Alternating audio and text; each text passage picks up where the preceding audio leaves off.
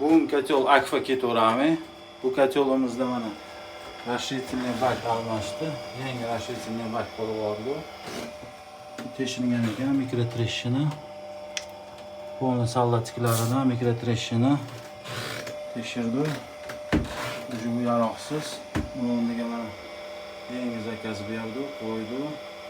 İşlashlar cho'tki, bu kotelni bir marta profilaktika qilsa, xudo xolasa o'z me'yorida ishlaydi. Bu kotelning afzalliklari yer qimirlaganida o'zi o'chadigan datchiklari bor. Gazni agar gaz sizib chiqadigan bo'lsa ham datchiklari bor, o'zi o'chadi.